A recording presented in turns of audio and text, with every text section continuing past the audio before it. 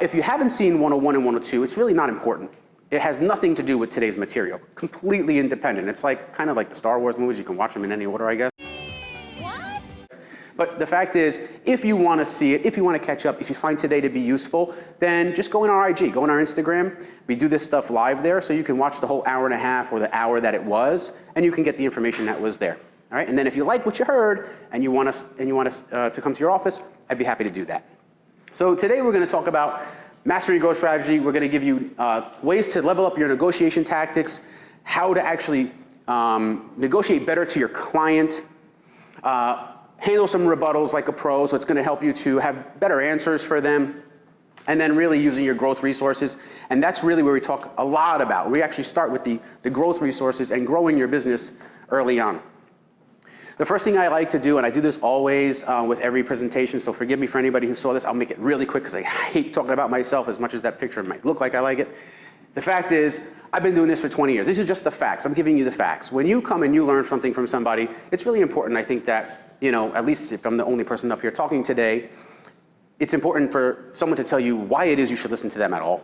Like, it's really easy for us to just listen in because we think we should, but why? Like, I think it's important that the person you're learning from at least gives you some examples of their success, or that even the fact that they are successful.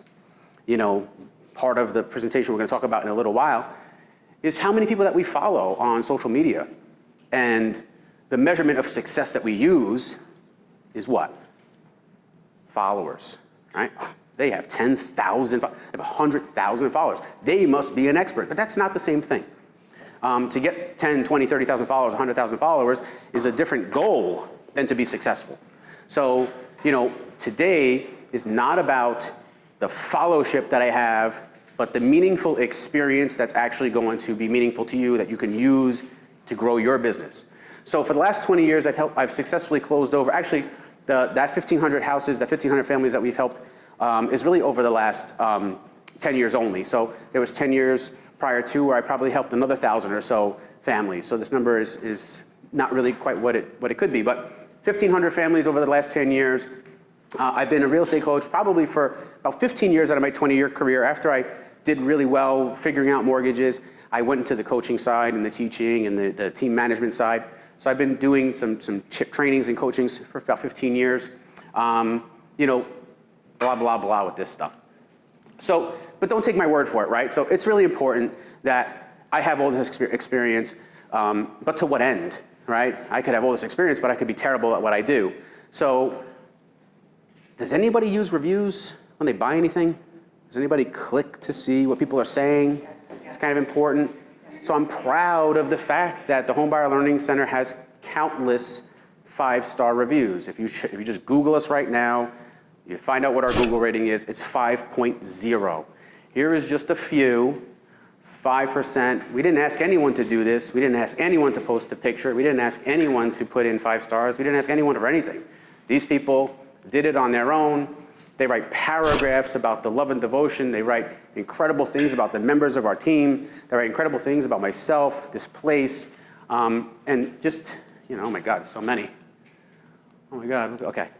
So there's just so many of these, and if you want to see more reviews, it's there. I think that if we all work to doing a whole lot of business, and we can get someone to say, oh my God, my friend Barbara Murphy, she's the best, and here's my 1,000,000 reviews on Google of how great she is, I think that's a really good end goal, because that's where your next client usually will go to. And if there's just a couple 1-star reviews on there, they're going to ask you about those. You know, so it's not about just doing a good job up front, but it has to be a lasting impression, because the lasting impression is the lasting one. So that's where these reviews come from. It's doing a good job up front and sustaining that throughout the entire experience with the customer, which can last, anyone in this room can tell you, a year, 2 years, 3 years, these customers stay around. So creating a lasting impression that is a very good review is really important. So very proud of these 5-star reviews. If you guys want to check out some more, please be my guest. So let's get into the seminar outline. That's why you should listen to me. I hope that's enough reason, but let the meat and potatoes speak for itself. So today, in the seminar outline, Mastering Your Growth Strategy, one of the first things that we talk about when we're growing our business is branding. When we talk about marketing your growth strategy, you're gonna grow your brand, you're gonna grow your business, whether it's you, yourself, your name, whether it's your business, whether it's the product. How do you brand? So we're gonna talk a bit about branding. The second thing we're gonna talk about today is roles and responsibilities. Some of that stuff is repeating from one of the first lessons we had, but it's critically important when you're mastering your growth strategy, your roles and your responsibilities. The coach, the quarterback, and the game plan is the third slide. The next is gonna be impressing the coach. Then we're gonna talk about phone calls, texts, and emails. We'll then touch on prospecting, this is where we're gonna talk about the negotiation tactics, how to serve our clients really well, how to answer better questions and ask better questions. And lastly, the seventh part is partnerships. What do you do with partnerships? How do you leverage partnerships? How can you make them work for you? What can you do with a good partner, right? So let's get into it, yeah? The first thing is branding. Everybody here is an entrepreneur. Every single person. We have some of the loan officers that are here from my team that are learning today as well. A lot of our real estate professionals. We have some insurance guys in the room. But really, the key thing is that everyone's an entrepreneur. Everyone is a business unto themselves. Nobody is going to do it for you. In order for you to be successful, you must create your brand. So when it comes to creating a brand, how do you do that? Because that sounds kind of like, all right, the first thing we think of, anybody agree? Show of hands if you agree, think of a logo, right? Like, this is what we think of, like, I gotta make a brand, I gotta make a company name, right? But what else is a brand, right? So I like to use analogies when I speak. I think it really does set a real easy tone and sets an understanding. When it comes to branding, one of the things that I say here often to my team is be Disney. Be Disney. Because what does Disney sell? What does Disney sell? Any guess? Like throw magic. Ooh, that's a good one, right? Like literally, if Walt Disney himself could have heard you say that, that's what he was trying to probably package up. But like, how do you sell that? Like, what does that look like, right? I think Disney sells an experience, right? But what does Disney actually monetize is different than what they sell. Nike.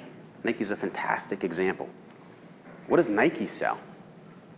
Right? They monetize shoes and sportswear. What do they sell? They sell a championship attitude. They sell performance. They sell winners mentality. They tell you to just do it, just go. So that's the brand. The brand is not the product. The brand is not the product. It's very important to understand that. So when we ask ourselves, what is our brand? We have to ask ourselves better questions. And some of these questions are, who are you? What is your mission? What is your end goal? What is your vision? Who is your client? What is your product? But it's not enough to hear me say it and trigger that thing in your brain. You have to hold yourself accountable to answer those questions. Like, have you ever, when you decided to get in real estate, did you ever write down, what is my brand? What am I selling? Who is my target? You have to actually call yourself out and get the answers to these questions. Because if you can't answer these questions and someone says to you, hey, Brandy, it's awesome, I want to use you, but what makes you different than someone else? If you've never thought through this question, if you never wrote down the answer, you're not going to really be good at answering it. But they want to know. No one's short realtors in their life. No one has only one realtor in their ear. You're competing with 10 close friends that one person actually wants to use all 10 of you. But the difference maker is, well, why should I use you? Like, why should I use you? Why me over someone else? And I can answer those questions for you, right? I could say, oh, it's about the service. It's about the process. It's about the communication. But is that your vision? Is that your goal? Is that what you're actually trying to do? Call yourself out on these questions. Don't accept no answer. Like, it's not enough to have the provocative thought in your mind, like, what is my brand? Answer the question. What is your specialty? What do you serve? Who do you serve? Where do you serve? The who, what, when, why, and how of your business. Write it down. So, asking yourself better questions. Studying the best brands, like Disney and Nike.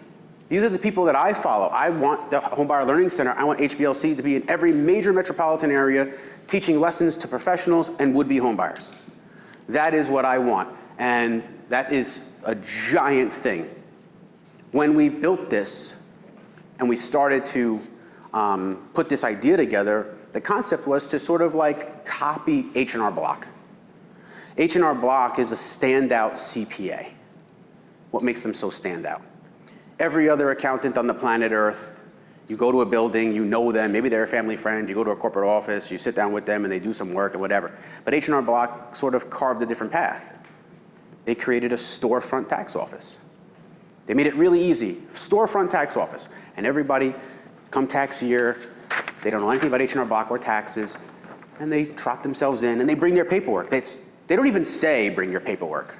That's not part of their marketing. Their product is tax service.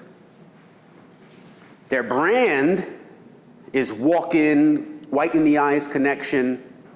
That's their brand, that's what they go for. So it's an assumed thing. I'm gonna go walk in there, I'm gonna bring what I need. So a lot of the work is done just because they've identified a real brand and they've carved themselves out, separate to the crowd. They're not just a CPA. They're a retail storefront. They're in every single neighborhood. You can easily find an H&R Block. So the idea in this thing was, let's create sort of an ease of use. But how did we get here? And the key is to write it down. The key is to write it down. The questions you're asking yourself, the mission, the goal, the target, what you want, where you want to go, write it down. This is right hand to God. 10 years ago, now we're open for 3 years. My partner and I, David, were together for about 12 or 13. 10 years ago, I drew on, I don't have the picture here, it was a yellow piece of paper, much like this one.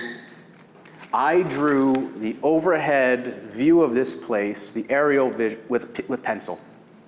10 years ago, and I know I have the notebook, I just should have brought it today. 10 years ago, I said, I want to create an H&R Block. And if I never would have drew it down, I never would have actually physically drawn the layout of the desks and the measurements of the offices and how many offices do we need and well, how many people in the middle should there be and how many people need sides and well, how big of a conference room? I want a really big storefront. If I never actually drew down that the walk-in area, the welcome area needs to be 30 feet by 15 feet, I could have thought of it, but a thought in your head is a grain of sand on the beach. How do you separate one thought from another? The difference is that when a thought becomes written, it actually became material.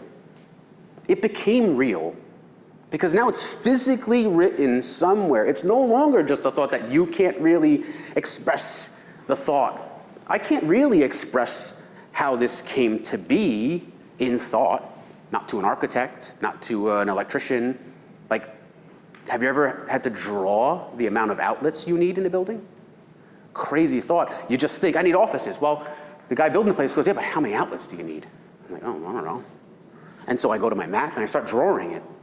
But only once I drew it, once it became real, a tangible, actual physical thing, it went from thought, a grain of sand in my beach, to a real thing. Now, I can hand it to somebody. I said, this is what I'm planning. So I share this pie in the sky stuff, right? Oh my God, I want to make this H&R Block of mortgages. But I hand it to somebody and write it down. They go, this is pretty cool. Oh, good. And when someone tells me this is pretty cool, what does that do for me? It boosts my confidence. I turn the page. Someone liked it. Oh, let me make some more notes.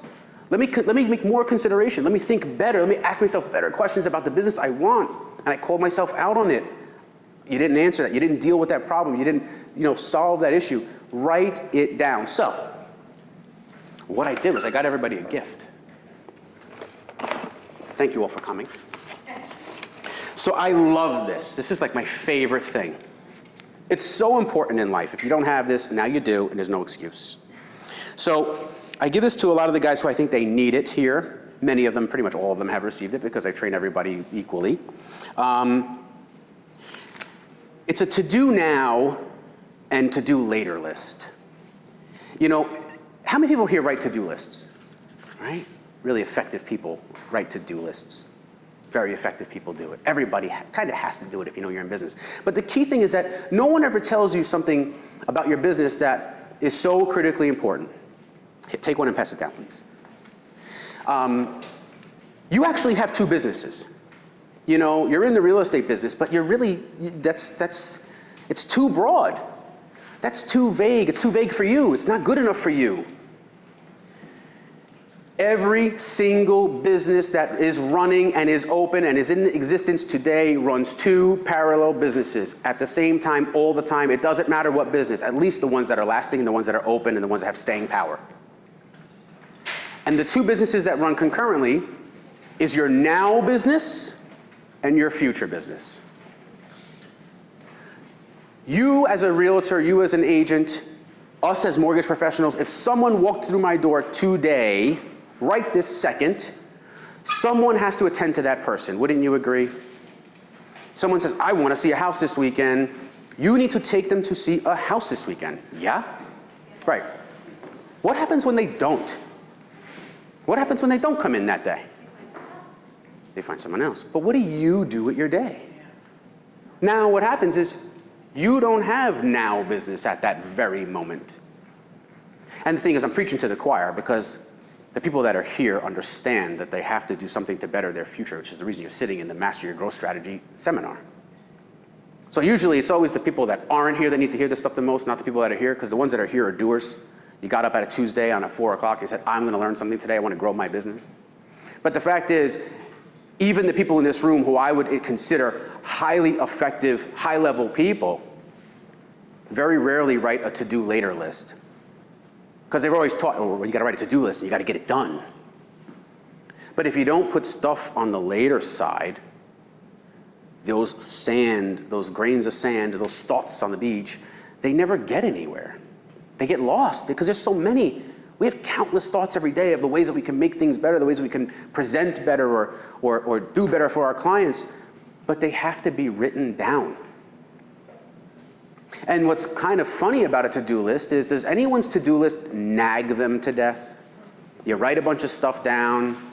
Does it really burn your ass when you can't get it done at the end of the day?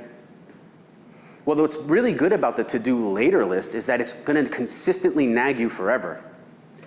But it's going to nag you to grow. If you write something that you're going to do later, every day that you turn, did everyone get one? We need more? Every day, over here, John. Every time and every day that you turn this list over and it says to do later and there's stuff piling up, every time you turn the page, what's really brilliant about that little book, it's not long enough for you to keep that page. You have to rewrite it again every day. Every day you're going to get your to do now done. That you should, because it's now, right? You said you committed to doing it now, so do it now. But every single day you flip the page, you got to rewrite the to-do later. And eventually you're going to get tired of rewriting to do later. Build a logo, build a company, build a website, develop my brand, right? Calling yourself, answer those questions. Eventually you're going to have to deal with them. So it's really important to know where you're going so that you can chart a course. I oftentimes talk about asking yourself the right questions, charting a course. And here's a great analogy for that. We live on Long Island. I presume most of the people in the room have been on a boat. Yeah, show of hands. Anyone been on a boat? Okay. I'm not a boat captain. I don't own a boat, been on a boat. But what's really kind of crazy is that we get on a boat Here's a little like, all right, you know what? I got a prize for anyone who gets the closest to this. Standing on an average height person standing on the back of the boat, do you know how far the horizon is in the distance? Can you take a guess? You're on the back of a boat, average sized person, staring out to the horizon in the water. Any idea how far away that is? 50 miles. Right? Seems like it. Terribly wrong.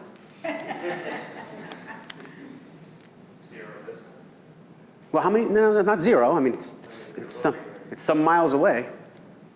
Any guess? Well, the horizon, that line that you see, is no one wins the Dunkin' Donuts, is 3.1 miles away. Which sounds not that far. It doesn't sound that far. But here's the thing. Now, I want you to think about being on a boat. That means if you drive 3.2 miles away, you are then surrounded by water.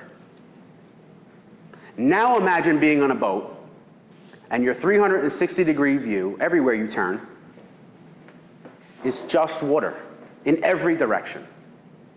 A small bit of terrifying fear looms in your belly. And usually we transfer that anxiety to the boat captain. Because the boat captain must know where we're going. How would you feel if the boat captain said, oh, look at this. There's water, 360 degrees. All I see is water. Really sucks because my map isn't working today. My compass is off.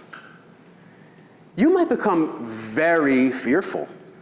The thing is, we get on boats and we don't think like that because we just automatically trust the captain. But you are the captain in your business. The people that are on your boat, these passengers that are working with you, they trust the fact that you have a map, that you have the way home, that you understand how to get out of this real deep water. And it only takes 3.2 miles to get completely lost without a map.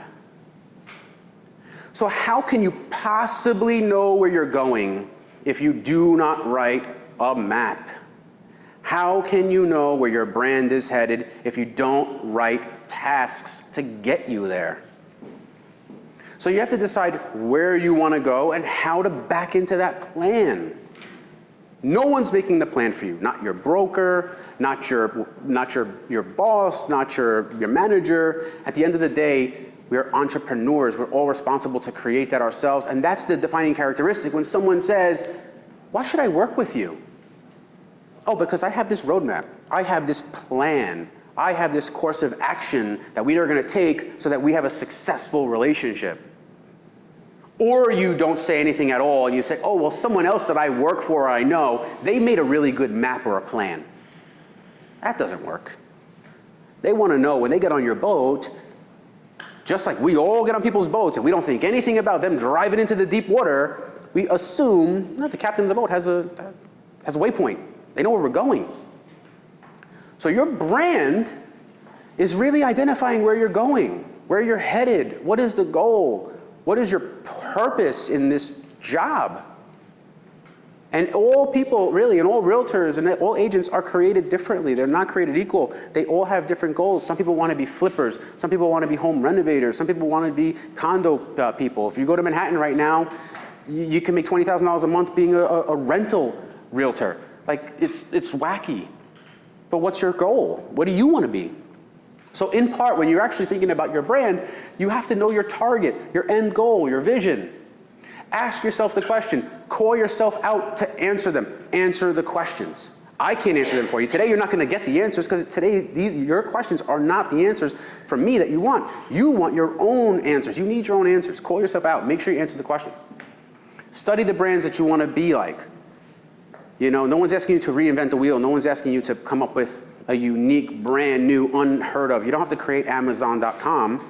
Just study the brands that you feel are aligned with you. For us, it's Disney, it's Nike. Because I want people to walk in here and I want them to have an experience. I want them to feel like this is like magic. when it comes to buying a house. That's exactly the kind of thing that we're trying to do here. And write it down. Now you have that little gift. And I lost my clicker. So now you have that little gift, that to-do list. Everyone got one? Nice. Use it. Use it, please. All right?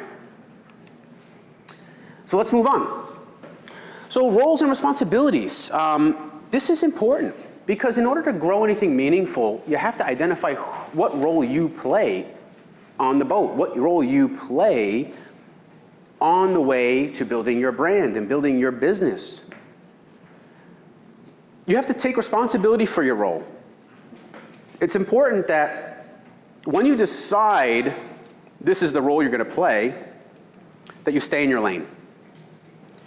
I can tell you countless times, I'm glad Dave's in the other room because he would throw daggers at me right now. The first 5 to 10 years of my doing mortgages, I was a very active loan officer. I was in it. I was an LO. I was writing deals with clients. I was doing the transactions. And it was very hard for me because I was really, really good at it. It was very hard for me to surrender that part of my responsibility. It was actually really hard.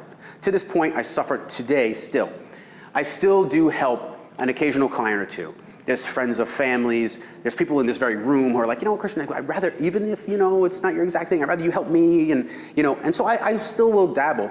But it will drive my partner, Dave, crazy because it's not my job. And every day that I do something that's not my role and not my best function, there costs opportunity. And so a big part that I preach with everybody is opportunity cost. If you are doing one thing, something else by default is getting away. Always. If you're doing one thing, something else is getting away. It's called opportunity cost. So though I might be really helpful, I might be a really great loan officer, if I'm helping my buddy or my family member with a loan, then I'm not creating the next seminar to help 20 home buyers. Then I'm not creating better Facebook and Instagram intuitive advertising to get to a bigger group and a bigger public to promote and grow our business on a higher level, which is my role. And still to this day, I drive Dave absolutely nuts. And I'm talking about we have real, husband and wife arguments. And he's like, dude, I'm going to rip your friggin' head off. Like, I need you to stop. And it's hard. It's super hard. But Walt Disney never thought about building Disney and building magic alone at all. Matter of fact, he had partners from jump. So you can't do it alone. And it's important that when you share this responsibility and when you create roles, because in part of your business plan, in your to-do later list, you're going to realize, if I want to do all this, oh my God, it means I have to hire like 6 people. Well, shit, I can't even afford to hire myself. How am I going to afford 6 people? Okay, what 6 people? Forget the how you're going to get there. Forget the money it costs you. Who do you need? Who are the players? What do you need to do? But here's the thing. Once you actually get them, and once you construct a method to actually have these people in your team to grow your business, you need to actually empower them with the title and the responsibility. I love marketing. My college education was actually in art and marketing, videography, creating film. I love that stuff. Happened to find the mortgage world. I just had a knack for it. And then I built a company that needed a marketing department. So I was like, great. Dave's throwing me out of the loan writing side. Okay, I'm going to go build this thing up, and we built this brand, and great, I could do marketing. I was like, no, we need marketers. So I hire a marketing director, Dominique, sitting on the ground over there. Incredible, high-power marketing person. And then I find myself telling her how it should go, telling her what it should be, and that was all wrong. Huge mistake. Because I've learned a tremendous amount from Dominique, giving her the responsibility that she was empowered to have in her title. You have to realize that in order to do anything meaningful, you cannot do it alone. You need a team. It doesn't mean you need to take anybody. Pick your team. Pick the talent. Determine what it is you need from them to grow your business, but then give them the responsibility to actually, and the power to do what it takes to do their job well. And stay in your lane. Do your best job, because at the very least you can say, well, I did my part. Don't worry about what they're doing, if they're doing it right, if they're not doing it. Just worry about yourself. Because the more time you spend worrying about somebody else doing their job right, what are you not doing? You're not doing your job right. And if someone says to me, well, you know what? I saw you, you didn't work Thursday and Friday. And it's like, really? When did you do that? When did you count my time? Well, I saw that on Monday. Oh, wow. So now on Monday, I know that you didn't do anything. Because on Monday, you're watching me. So if you're watching me and I'm watching you, who's watching the front door? Who's doing the to-do now? Who's doing the to-do later? Trusting the people that you put on your team is incredibly important. It's what makes a team, right? Even we could talk about this. We're going to talk about some football analogies next. It's really not that, it's footballish. But I think we could all understand the roles and responsibility of a football team are very simple. The quarterback is never a defensive lineman. The defensive lineman is never running with the ball. These X's and O's are actual positions, and people have a job to do. This guy is not going to run this way. It's not his job. You have to do the job that you were designed to do. So now when we talk about the coach, the quarterback, and the game plan, I'm going to shift gears just a little bit. I'm also trying to get through this a little fast. I'm a fast talker. If you have any questions, raise your hand. I'd be happy to answer any stuff. So we've talked in the beginning part of this seminar already about building your brand, charting a course, setting a path and setting actual goals, and task lists to actually get somewhere and do something with these ideas. But now I want to talk a bit about the to-do now. How to better serve your client today. And that's where the quarterback, the coach, and the game plan come in. Who's who? Right? Who's who? Any guesses who plays what roles in a customer, real estate agent, loan officer sort of relationship? Does anyone know who should play what role? Just have a guess. Throw a guess out. First person that throws a guess out gets a cup of coffee. Let's go.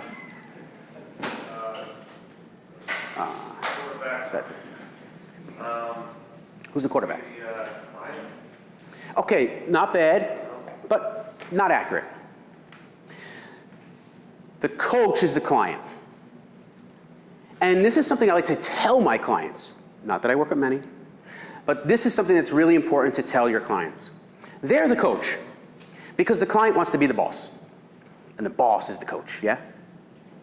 But who's more important on the field than Tom Brady? Right? At the end of the day, the quarterback is really doing the work. But if the play doesn't work out, what can the quarterback say to the coach? You called a bad play. And what happens is, when you identify that the people you're dealing with, and you tell your customer, you're the coach, I'm the quarterback, we're going to come up with a game plan, you're going to decide what play we run. If the play doesn't go exactly according to plan, for a number of different reasons, right? Deals can blow up for a number of different reasons. Imagine, let's say in our business, someone says, oh my God, I don't want to pay any points. This is a common thing, and you hear this in real estate. Well, we don't tell people they have to pay points. That's not how it works. You can have a 5% interest rate, and if you pay 1 point, you can have a 4% interest rate. It's a choice. It's an option. And then the coach says, great, I want the lower rate, so I'm going to pay the point. Now, we go through, and we're playing the game, and we're getting them into a contract, and we get them to a house, and then the coach comes to us and says, the customer, hey, you know, I talked to a buddy of mine, and this bank over here, they don't charge any points. They told me, why are you paying points? And what can I say as the quarterback to the coach about the game plan? Hey, coach, I gave you an option. We don't charge points either. You chose to pay points to lower the rate. What happens is it absolves you of the guilt. When you, and this is a key word, when you collaborate with your customer, you share responsibility whether the deal goes good, bad, or indifferent. You're doing it together. You're not selling anybody. You're not going to force them into a house. You have to collaborate with them. Understand the end goal. Understand what they're looking for. Understand their needs. Empathize. Be empathetic. Be in their shoes. But ultimately, let them decide how this goes. And this does a couple of things.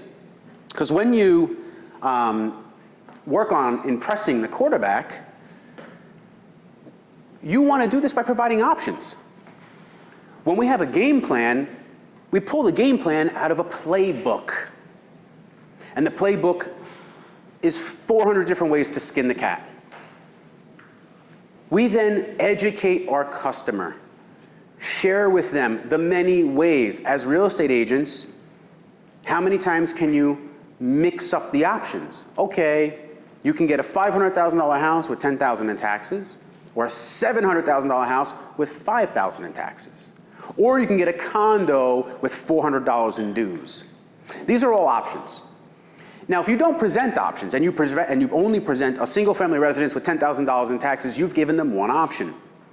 People, especially customers who want to be the coach, they want to be the boss. You need to empower your customer with power. Otherwise, they will not be your customer for long. You cannot overpower your customer. Once they feel the dynamic shift, they will take it back really quickly by firing you. If they don't feel like they're in charge, they're going to make you realize they're in charge because they're going to say, I don't want to work with you anymore. And then you're going to realize, oh shit, they were the boss. They were the person in power the whole time. I just didn't want to give them the power. So how do you give them the power but not have them muscle you around? Because that's also really hard. You give them the power by providing options. And then you let the coach select the option. It's picking their own poison. I give you all the options in the world, but here's what's really great and what's really key and keen about giving options. When you give someone options, they don't have this insatiable need to shop you around. Because if you provide them 5, 6, 7, 8, 9 options, they've heard all the options that they can stand to hear. They don't want to invest that time again with somebody else to maybe get less options. Because if you overserve your client and you provide all the options in the full playbook, there's not going to be a whole lot your competitor will say that they have not heard yet. And usually the first person to share the information and present the option is usually going to win the deal. So be the first person to provide all the options. There aren't too many options that you can provide. And if you think that your client won't understand it, it's over their head, I don't want to give them too many options, I don't want to confuse them, then you did a poor job educating them. Then educate them to understand every option. Because then you are separating yourself from the pack because you're educating your client to understand all the options. This is not buying a TV. And even when you buy a TV, you sit and you listen to a 30-minute lecture about why QLED versus OLED versus plasma versus flat screen versus LCD. You start to get savvy. You start to understand, like, oh my God, all TVs aren't created equal. A $1,000 TV can be 5 different TVs. So if we give the guy selling a TV at Best Buy a half hour, what do you think they're going to give you when it comes to buying a house? And if they don't give that time to you, then you use the TV analogy on them. When was the last time you bought a TV? 6 months ago. How many stores did you drive around to buy it? 3. How many hours did that take you? 4. How much minutes did the guy spend talking to you? Half hour. Okay, can I get a 4.5-hour meeting with you to tell you about how to buy a house? Who's saying no? You spent it on buying a $1,000 TV. You should want to spend that time. And you should want to educate that customer because when you spend that time up front, they will not leave you. You're creating the playbook and you're empowering them as the coach to make the decision. These are incredibly valuable tricks of the trade. This isn't rocket science up here, guys. This is just true inner experience that works. My customers are happy. These are lessons that we've shared with the team. Some of these guys are probably nodding their head in the back because they've heard this stuff. Glenn, I imagine, they've heard this stuff before. And they use it every day and they're successful as a result. So use these tips, use these tricks. They will actually make a big impact. providing options, spending time, educating your client will keep them from going elsewhere. Guys, we talk about impressing the coach. How are some other ways that we can impress the coach, impress the customer? Pet the dog, nurturing them. If you have nothing to say because you said it all, and they came in and you sat with them for 2 hours and you talked about all the options, and then 2 weeks go by and you go, you know, I haven't heard from that person. That's so weird. We spent 2 hours, they got so much information. Now, where's the conversation? Where's the follow-up? That's on you. That's on you. And there's many ways to follow up with a client, right? And we're going to talk about the many ways to communicate with a client next. Express the concern. So, what does that even mean? In any situation when someone's buying something, there's always concern. So when someone buys, let's say, even a TV, it's like, well, why would I spend $1,000 on this instead of that? Or I heard Samsung makes a horrible TV. I heard HP, you know, if you were to say something like, no, they don't. They make a great TV. You know, tactical empathy is a critical part of negotiation. Using empathy, using understanding, using overstanding is really important when you're trying to align your customer's goal with the service and the options and the game plan. You cannot just roll over their concern with, it'll be all right. You have to acknowledge it as if it's your concern. Your coach is still on your team. If the coach says, this is a crap plan, the quarterback doesn't go, nah, what are you talking about? It's fine. The quarterback goes, hold on a second. Maybe you're right. Maybe it's a crap plan. Maybe we should rethink it. Let's go to the drawing board. So when someone says, hey man, I don't want to buy this house, there's a hole in the roof. Don't just say, come on in, come on in. How you doing, how you doing? Don't just say, oh, don't worry about the hole in the roof. You could patch it up. That is not empathy in any way. That is ignoring them. That is just rolling over their issue. Might it be small? Maybe. Or maybe there's an actual problem in the roof. A great example of a friend of mine. Anybody know Keith Drucker in the room? No? Great realtor. He worked for Mike Carroll's office, Mike Kanduck's office. They deal in heavy foreclosures. They deal with like 400 or 500 REO properties every year from Bank of America and Chase and some of these bigger lenders. And he was really the best. He was someone who actually taught me to drop the suit, stop wearing a tie, be like a normal human being. Because people who are buying houses are normal human beings, right? We want to show people we're on the same team. So I'm not trying to be like in a three-piece when someone's coming in like in sweatpants. And he literally would sell houses and do like 20 transactions a month in sweatpants and a t-shirt. And it was really incredible what he taught me one day. He walks into a house and a family wants to go see this foreclosure, and there's literally a hole in the ceiling. And the customer goes, oh, I'm sorry, and even better, this is true, right at the gun. When they opened the door, they stepped over a rat. He was already dead, it was squished. And then there's like a hole in the ceiling. And so the family walks in, they step over this rat, and they see a hole in the ceiling, and they go, oh man, this house is gross. Like, why are you showing me this house? Best rebuttal on the planet Earth. You know what he says? You're right. Let's get out of here. This is horrible. I'm embarrassed. I can't believe I would show you a house like this. I'm so sorry. You deserve better. Come, let's leave. Let's get out of here. Wait. Aren't we going to see the rest of the house? So through empathy, he could have said, oh, we could fix that up. Oh, we'll go sweep that rat away, no big deal. But he wasn't acknowledging them in any way. Right? Acknowledgement doesn't sound like, oh, I heard you. Acknowledgement sounds like agreement. Acknowledgement goes, yes, you're heard. That's terrible. That's gross. I know now to never show you this again. I'm sorry. Accepting responsibility for maybe not doing the perfect job. But he was just using Jedi mind tricks, right? He knew exactly what he was doing. And he knew that when he was shoving them out the door, no, come on, we gotta close this up, we gotta get out of here. He knew that they would stop the door with their hands and say, nah, man, I gotta see the place. Lo and behold, they didn't buy the house, but it didn't matter, but they bought with him. They bought with him.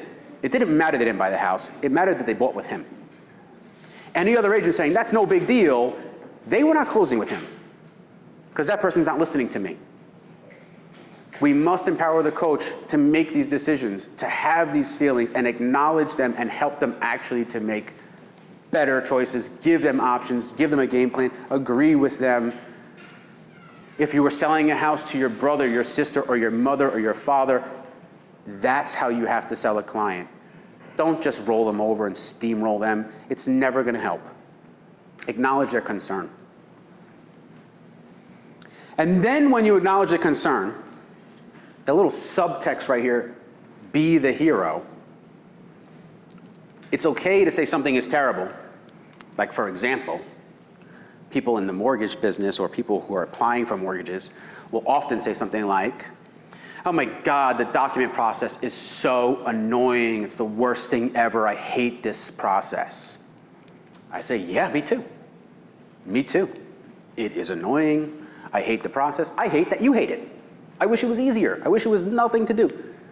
But here's where you put the cape on. We're so accustomed to the things that make it annoying. We can see it coming, and we've created systems around it. So what might seem annoying, we've made it light work. We've actually made collecting the document process a real simple process. But you can expect it to kind of be annoying and consistently ask. But what's gonna happen is one person's gonna ask you for documents, you're gonna email them one time, you're never gonna repeat documents. So it's okay to say, the market's crap, but I have ... in thought process, in options. Don't just say, yeah, I know the mortgage document process sucks, right? Do you wanna see another house? Stop and say, the mortgage process documentation process in the mortgage sucks, in the mortgage world sucks. But I've partnered with some people who make it really easy. The people that I work with make it light work. So you're acknowledging and saying, yes, I agree, this is not fun, but I have the solution. It's okay to say that all of that glitters isn't gold, that it's not that great, as long as you say that I've worked the solution. And if you're new, then ask your team, ask your leaders, ask your mentors, call me. I would have a chat, a conversation, game plan. When we talk to our customers and we actually have customers in common, and we have, let's say, an attorney who's working with us, a realtor who's working with us, and the banker who's working together, and we're all working together, we can actually game plan and we can huddle the conversation. The coach isn't in the huddle, is he? We can huddle and talk about making the coach happy. What are we gonna do? Okay, well, I said this, okay. So you have to remember to trust your team. Go to the people who can help you to deal with some of these issues. But you can't just blow them off. Suggesting multiple options, we've been talking about that. Options are key, options are key. Options will keep your people from shopping from you. Provide them every single option. Give them a real consultation.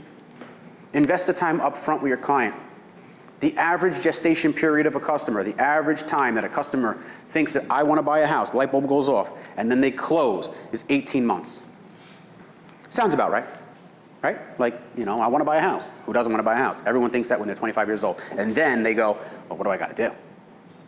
And so the process is a little, I got to save 30 grand. Oh, well, I only have 10,000 saved. So they need another year and a half, 2 years to save money. The amount of clients, our metrics, when we do everything here, our metrics are done over a 3-year span of time. What we've realized is that we actually realize successful transactions in a 36-month window. In the first year, we have a lot of success because that's when people are really motivated. Year 2, they're making some changes. Year 3, they're making changes still, saving money still, making credit changes still. And really, our pool of clients, everyone in this room, our clients are usually 18 months to 3 years. Which is why, after 2 or 3 years in the business, you tend to have a lot of success. Because if you stick it out, things change. they go on the other side of the fence. They've now saved enough money. They've talked to a mortgage person and improved their credit. They've qualified, and now buying a house becomes a reality, but it's not for some years. So stick with them, nurture them, pet the dog, make sure you're there. Nurture, nurture, nurture. Execute on a plan. If you tell someone you're going to do something, put it on your list and do it. Otherwise, what are you even doing? What are you doing in this room? But you're all doers because you're here. So I don't have to tell you that one. That one we could probably scrap for the people in the room. And then rinse and repeat, like Brian McKnight. Start back at 1, go back, do it again. Makes sense, right? Let's move on. I'm trying to do this quick for you guys because I know everyone's like Tuesday, 4 o'clock, they got places to be. Let's go, right? So let's talk about prospecting. Let's talk about, oh, I'm sorry, I skipped this step. Phone call, text, and email. So when we talk about nurturing clients, right, we will talk about go back to 1. How do you really better nurture a client? First, you have to understand the wavelength by which your customer communicates. I call it wavelength, wave pattern. I train the guys that are doing a lot of, guys and gals, excuse me, that are on the phone, doing a lot of phone sales. Have you ever called someone, show of hands please, have you ever called someone and you both say hello at the same time, and then you're like, oh, how and you battle with the, hi, how you doing? You can't get into this. Those conversations don't usually last long. If you don't quickly course correct and give your client airtime and realize, I gotta shut up and let them speak, and then get that pause, and then go for my thing, and then let them speak. If you cannot identify the wave pattern by which your customer speaks, you're not gonna talk to them very long. So, if it's a grandma, hey, how you doing? So glad checking in with you. How you been? Slow, calm, If it's the New York City stockbroker guy and he's like, hey man, you got 3 minutes or under to tell me what's going on. Hey, listen, no problem. I sent you an email. Take a look at it. It has bullet points on there. All you got to do is get me one thing at a time, send it over. I'll see you in tomorrow. Great, bye. Know your customer. And that's pretty simple. Just shut up and listen. Just listen to them. When you call someone, the key is not to get your 5 minutes out. It's to compel them to give you 5 minutes of them. So you got to tell them why you're calling, make it meaningful. If someone wants to buy a house and they clicked around on Zillow or whatever lead advertisement that you've done, they do want to hear from you. But they don't want to hear you. They want to hear from you. Hey, I'm here to serve. You applied. Tell me what you're looking for. Because how do you make a game plan if you don't listen to the goal?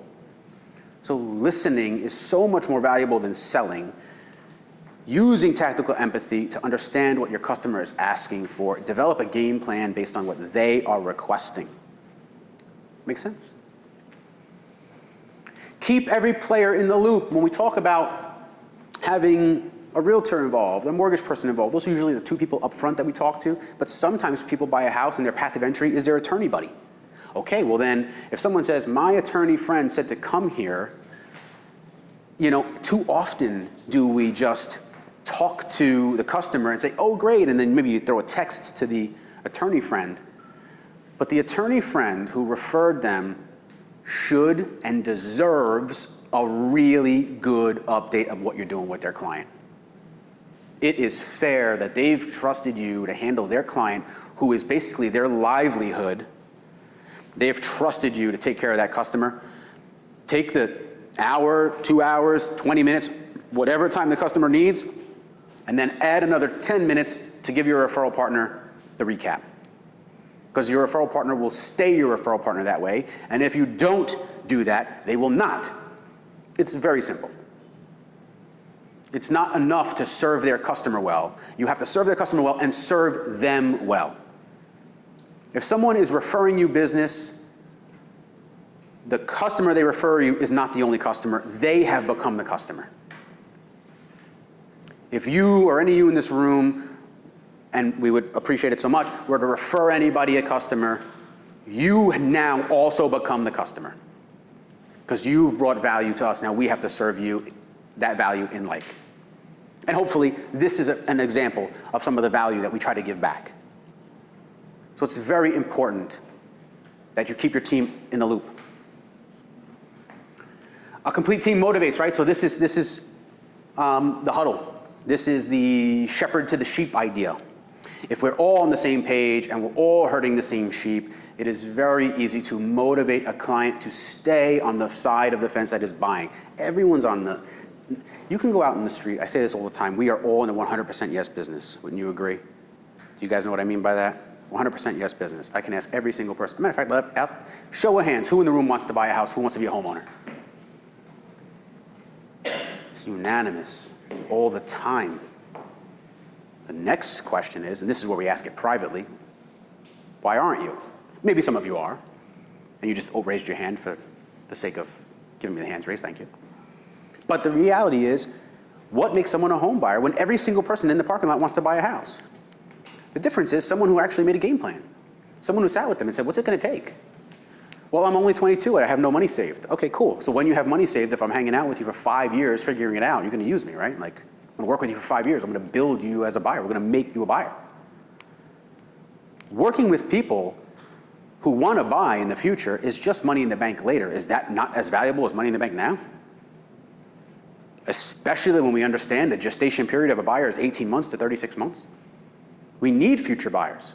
Remember, we talked about it earlier. We have 2 businesses running, right? Our now business and our future business. So if you just don't want to work with people who want to buy later in life, you're missing out on half of the business. Because not everybody's ready now, and those who are ready now are only ready because they talked to somebody in the past. Because no one becomes ready by magic. Very small group of people just earn enough money, save enough money, and have the right credit with no guidance at all. Very few people.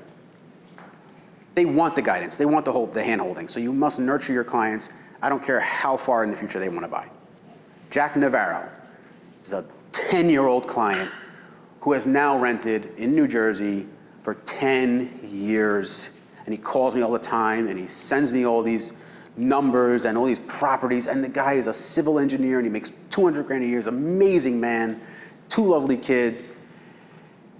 And he just won't get off the couch. But I'll be damned if the day he does, I am not the guy. There's no way. I made him ready. And he would say the same thing. There's no way I'm gonna buy without this guy. 10 years later, you know how many people are in his ear?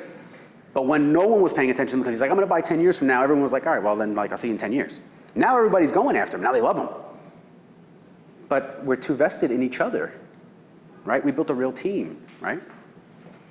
And so phone call, text, and email. So when we talk about getting on the wave pattern of your client, maybe your client's not a phone caller.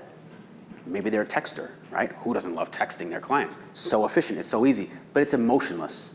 Okay, and we gotta be careful too, because then emotions get like misconstrued in text, unless you're with an avid texter. But then even an avid texter will tell you, why'd you put 2 periods on that sentence? What's up with that? You put an exclamation point? Woof. Like, I didn't know this. See, I have a 21-year-old, a 17-year-old, and then like a couple younger kids. But my 17-year-old, when I'm putting like a capital like letter in a text, it's like a big deal. See, the younger generation reads texts very differently because it's a preferred form of messaging. So now they have to actually start to understand the emotions in a text message. So you gotta be very careful you don't fall into the trap of just texting only. Texting is very efficient, but it shouldn't be your only method. Your only method should be all the methods. A phone call, a text, and an email. An email is a little more serious. It's a little more direct to course. You know, it's we need to do this and this and this. It's very task-oriented, right? Texts don't do that. You don't put bullet points in the text. You can text, I've emailed you a course correction. Let's take a look at that. Then they'll jump in their email. Phone calls, you gotta make sure they're on the same wavelength. But the newest form, and really most relevant form, especially for growing our business, we're talking about growth strategies today. Every single time someone engages you at all about buying a house, you must find them on social media. You must send them a DM, a follow. You'd be nuts to not go through the last month of their work. Like, comment, engage. You're missing opportunity. They need to know and they want a window into your personal life too. This is too personal what we do. We are not selling TVs. And I might even have had a Best Buy guy along the way who I thought was even cool enough to follow. But you need to understand we're doing very personal work.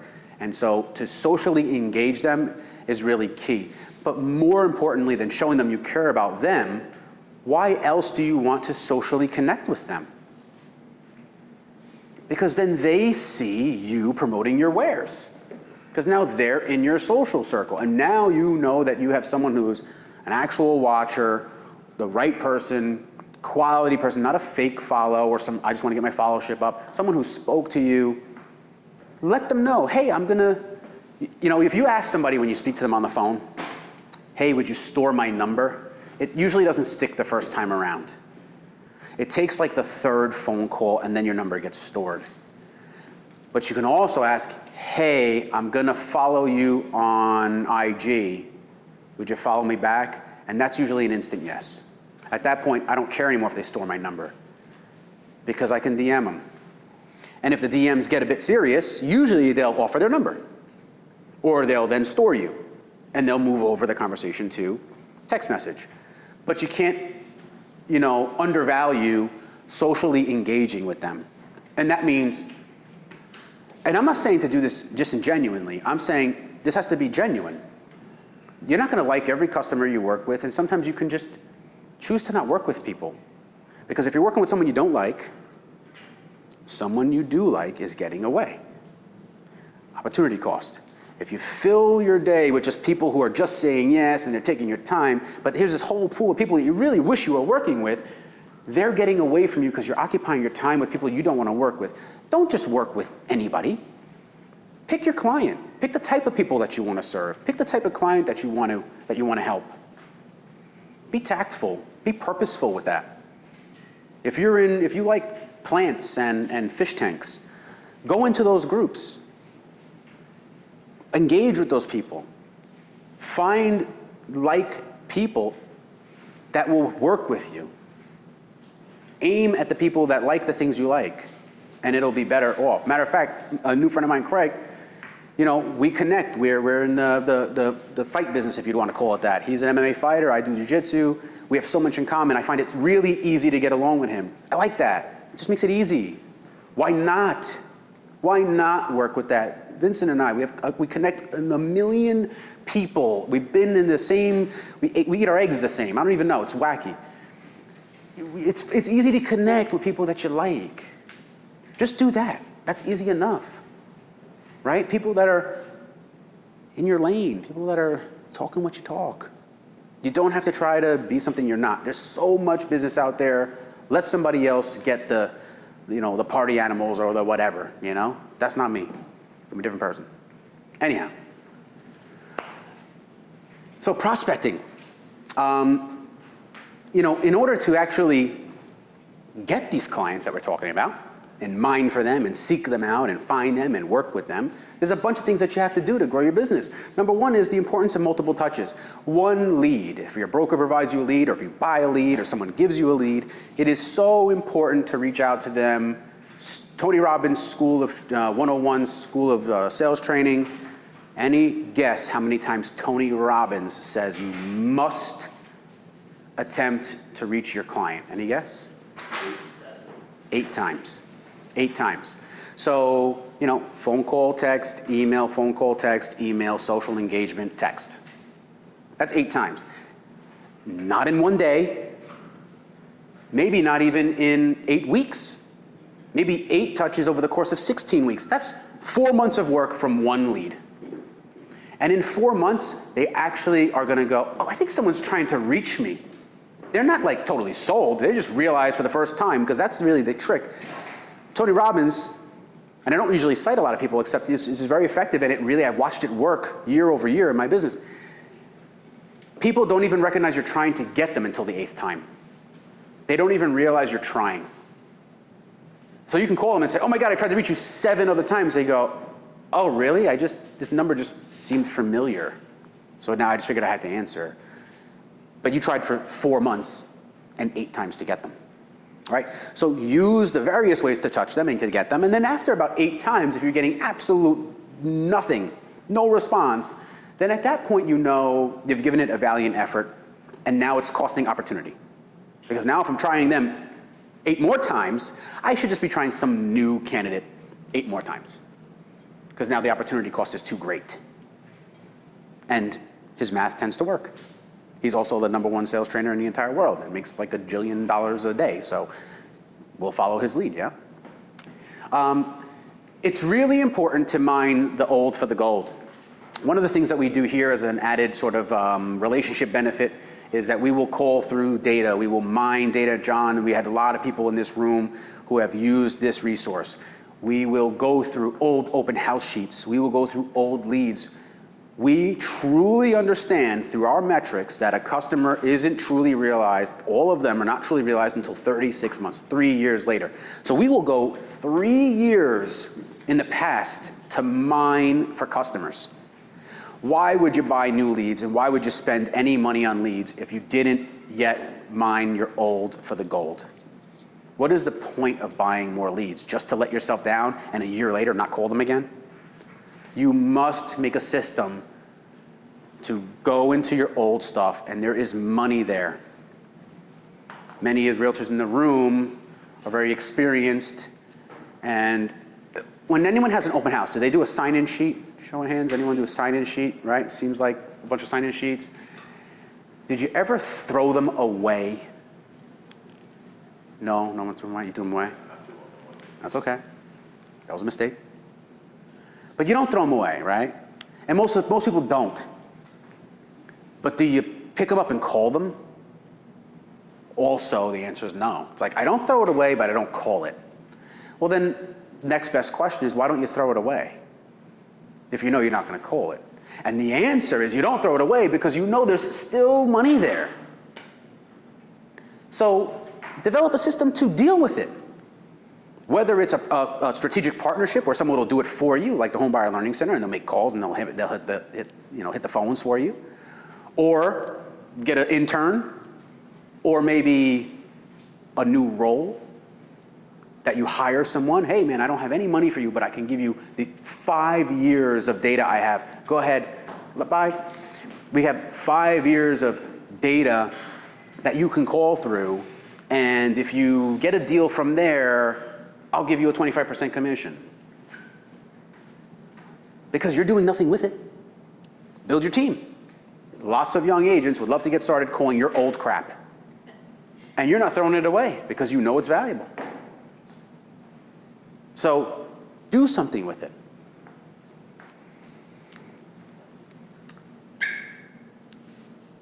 Did I go back? Sorry.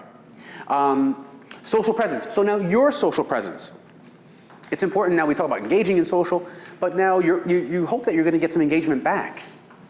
So social presence is really important, but you know, I've been able to build this business and have relative success in this business, and I have like 600 followers.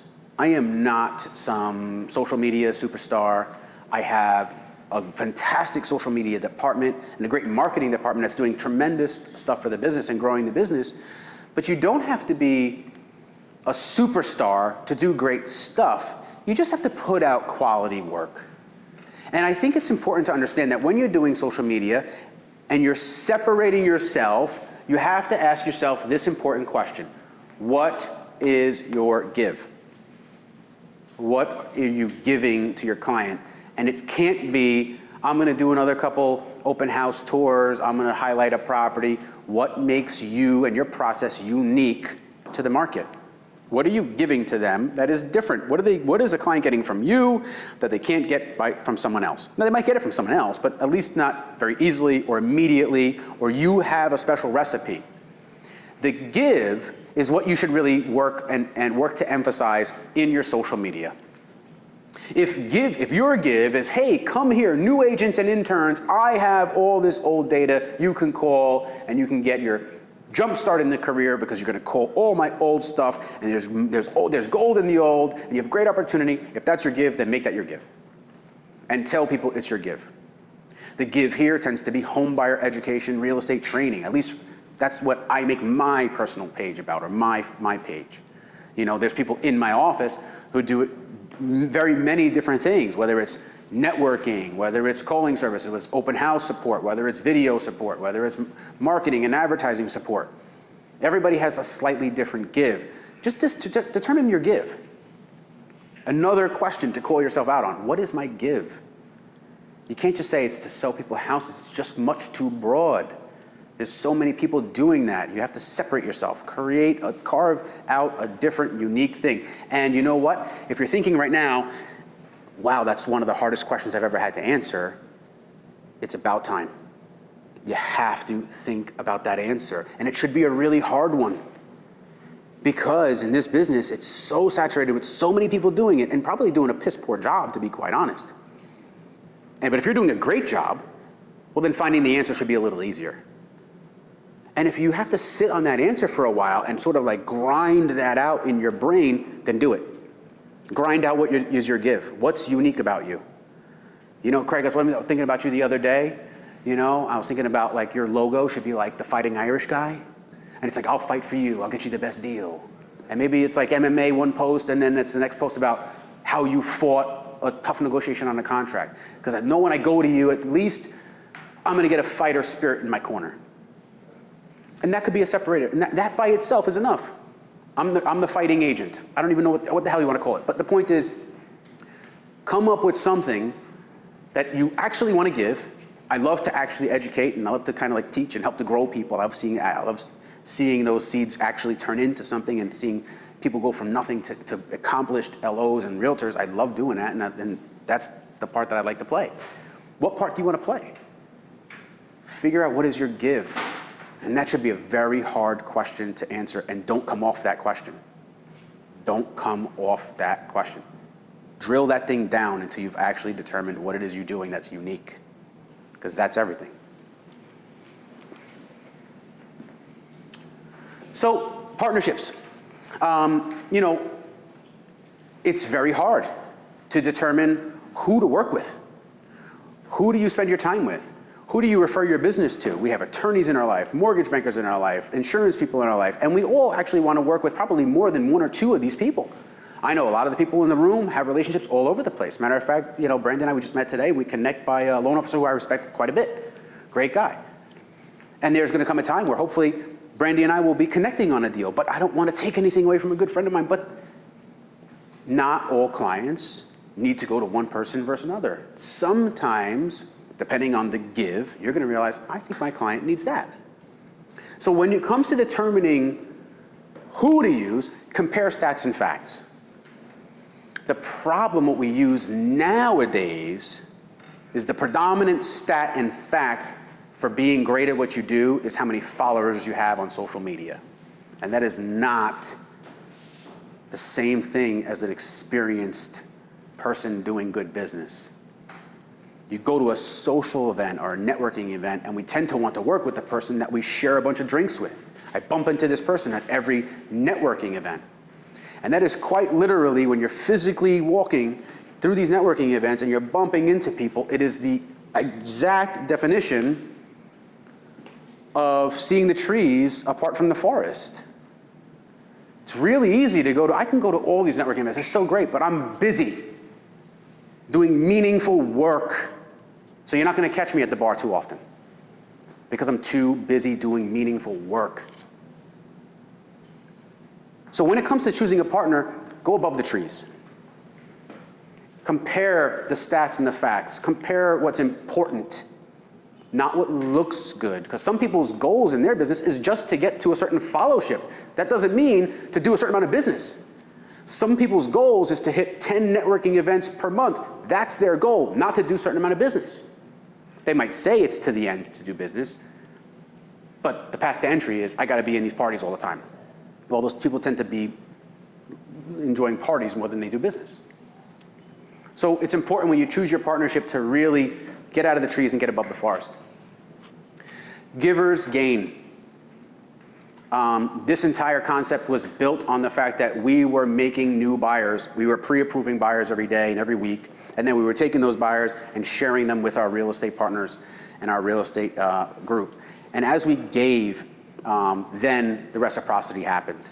We then opened that up. We started to give marketing and door hangers and open house support and phone call support and telemarketing services and speedy closings and great low rates and all the stuff that you should do.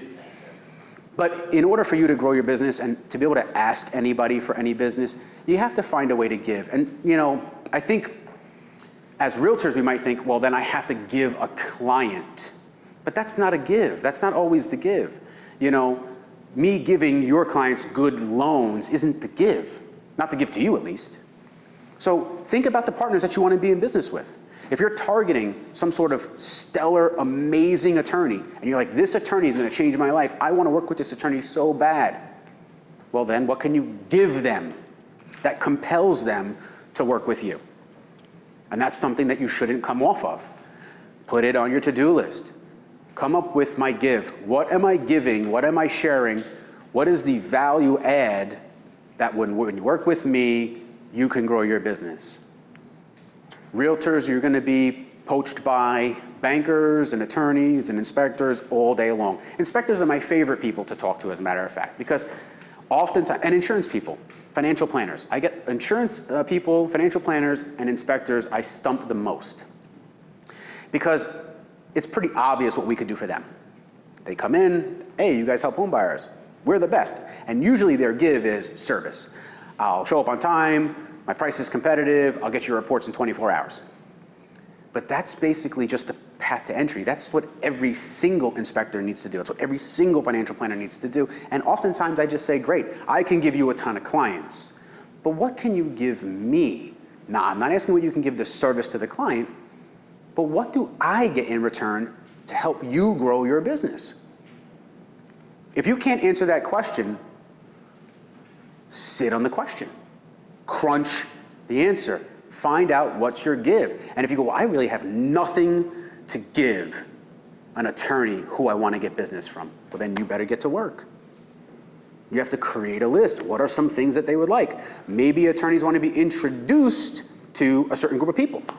Maybe they want to be dragged to your networking meeting. Maybe they value these networking events. The give isn't always a client.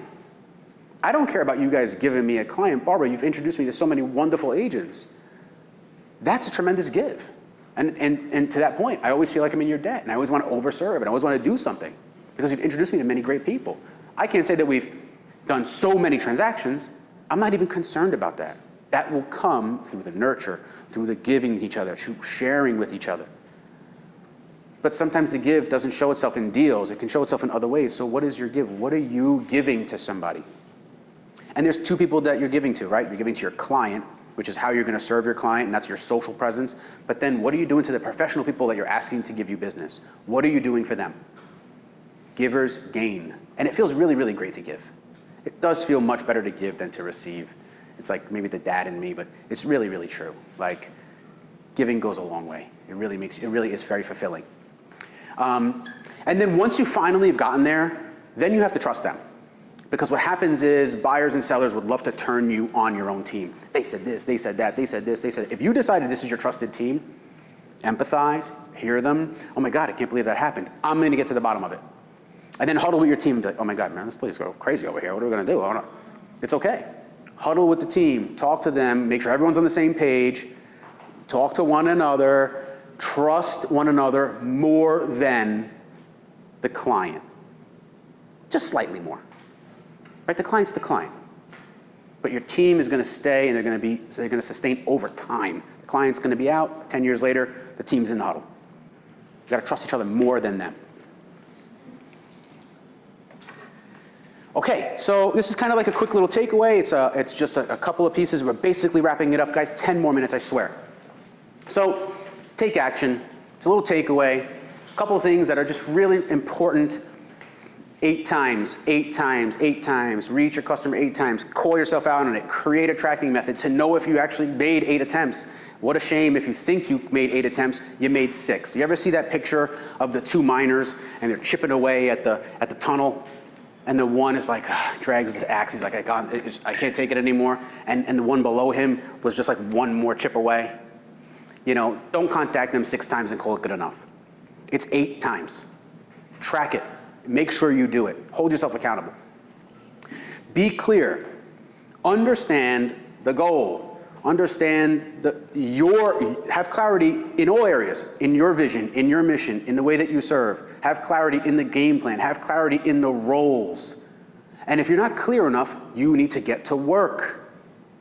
Write down the to-do list of how to get more clear. I still have a process problem here. It gets jumbled up here. Work needs to be there. Add clarity at all costs.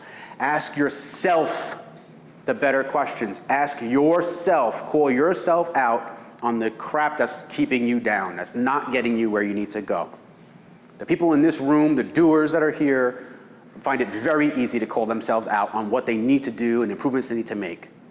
Ask yourself the great questions. Don't always worry about asking your customer the better questions. Deliver on your promise to yourself. Deliver on the promise to yourself. And number 5, nurture your team, nurture your prospects.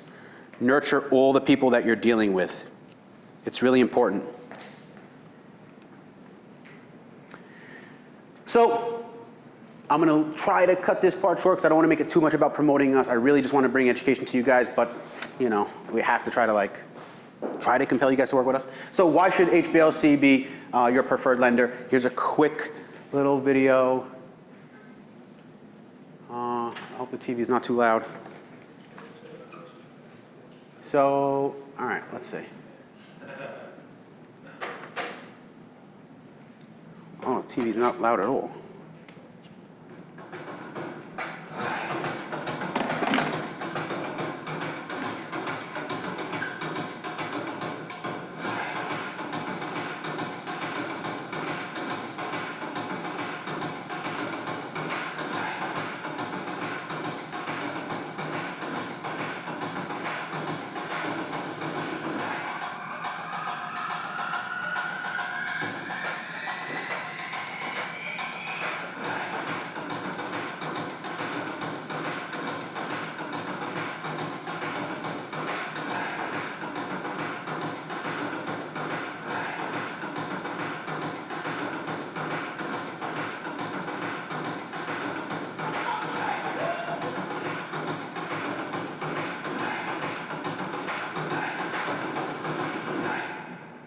Okay, cool.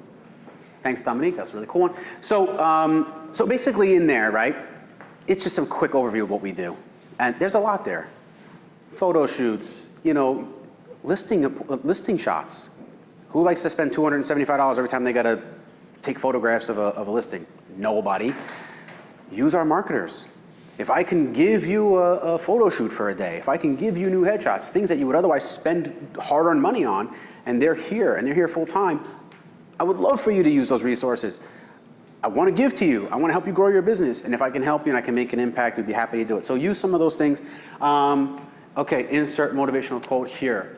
You know what? I'll rip from Nike on this one, right? Just do it.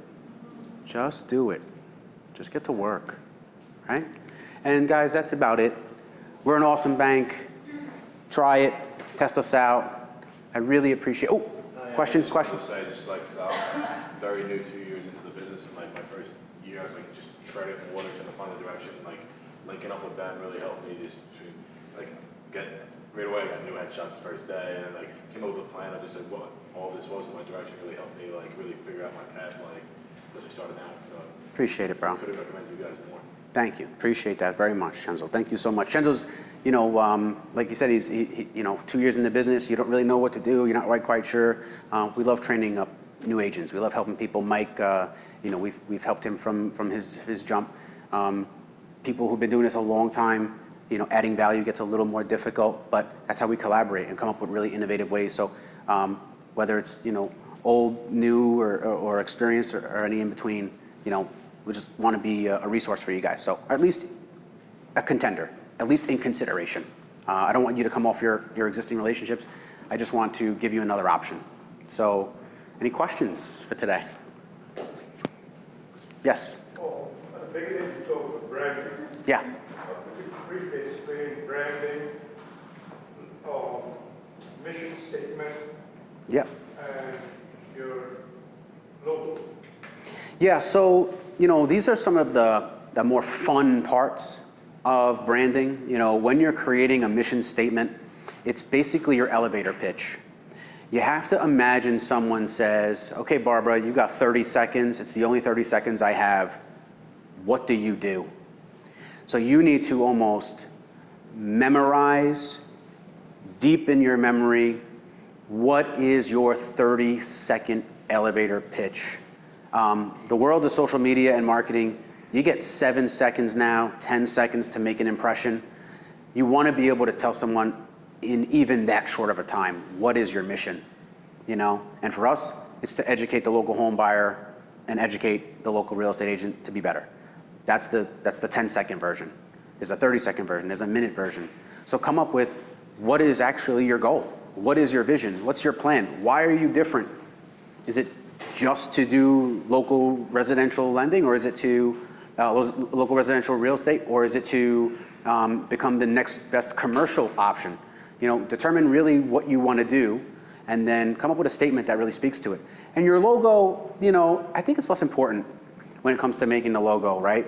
Right now, if you're going to design a logo, I think it's very critical to design a logo that fits in a very small circle, that you can tell what it is in the top corner of a phone, right? Because that's what social media is all about. So I think the more recent logo designs are about fitting in that little social media bubble that's at the top left of most people's eyeballs when they're clicking through. So those are some of the stuff. But we could talk all day about branding. I've spent years working on the brand. So, you know, if you'd like to have a mashup session and you want to sit down and you want to talk about it for an hour, or maybe grab a lunch, I'd be happy to do that, to talk about how to build your own brand and what that looks like. So we'd love to spend that time. Good, guys? All right, so in traditional jiu-jitsu, right, when in training, on 3 we clap, that ends it, and then we can grab a drink, okay? 1, 2, 3.